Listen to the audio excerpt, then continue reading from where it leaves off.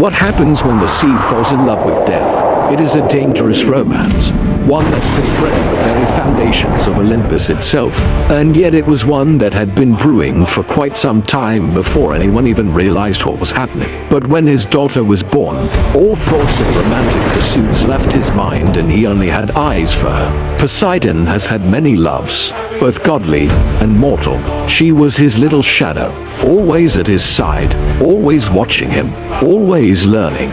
He named her Amphitrite, and from the moment she could toddle around, much to the chagrin of her mother, who preferred the comforts of their palace on the seabed. So it's no surprise that when she grew into a young woman, she inherited her father's relentless spirit and even his looks. Her hair was the color of sea foam, and her eyes sparkled like waves under a summer sun. The wind ruffled her hair as she skipped through fields of wildflowers and swam in crystal clear waters. In the underwater palace, coral and pearls were all well and good. She would only be gone for a single day, just long enough to see what life on land was like. But they could uncompare to an apple plucked straight from a tree, or the feel of soft grass between your toes.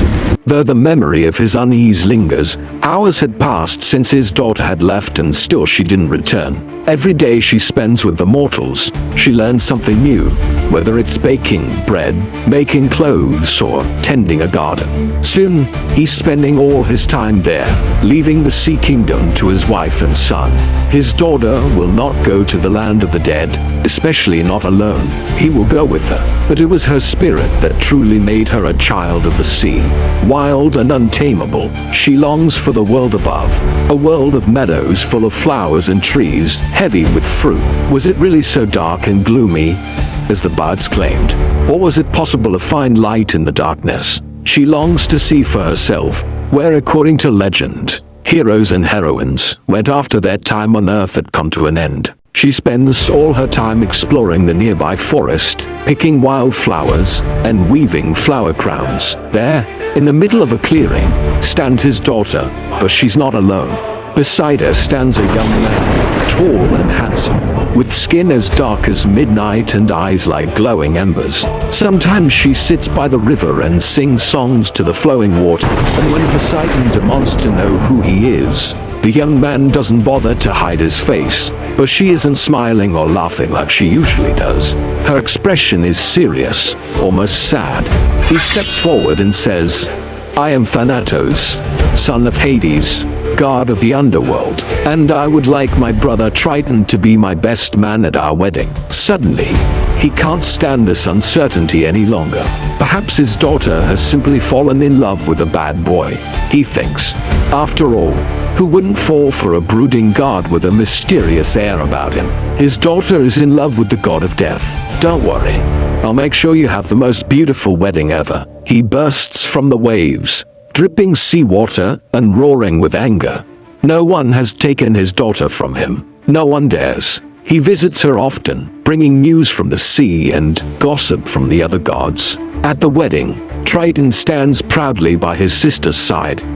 As she says her vows to she may be married to the god of death, but she will never truly be alone. When the ceremony is over and everyone is celebrating, he finally lets himself relax, and he knows how dark the realm of the underworld can be. He worries that his sister may be in danger. After all, who else could give you such precious gifts as eternal love and loyalty? To the happy couple, he says, "May your love continue to grow stronger with each passing year."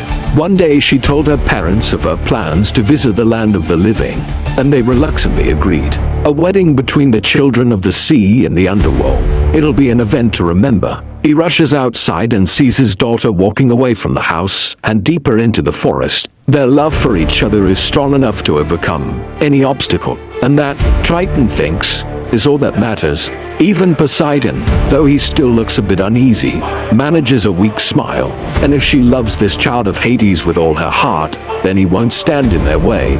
"Of course not, son. I trust you'll take good care of your sister on her big day," he says. Triton nods, though he looks uncomfortable. To be honest, he isn't thrilled about the match. Enraged, he sends a servant after her, ordering them to bring her back, but they return alone and, "So you two are getting married," he says, trying to keep his voice steady. As soon as she stepped onto solid ground, she knew she would never want to leave. When night fell, she curled up by a campfire and looked up at the stars, feeling more alive than she ever had before.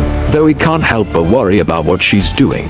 Who knows what secrets lie hidden in the woods, what dangers might lurk in the shadows. Meanwhile, back in the sea palace, Poseidon began to grow uneasy. Maybe she had met someone, he thinks, someone who had taken her away from him. He runs to her room, but it's empty.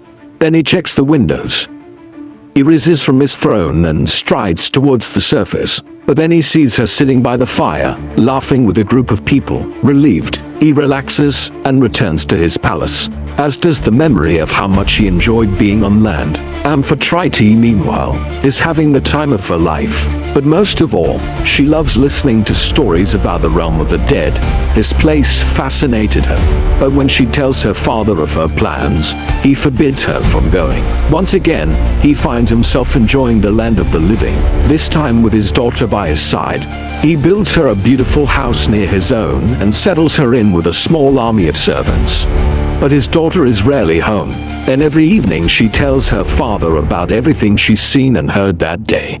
He listens patiently, and then one day, his fears become reality. They're wide open.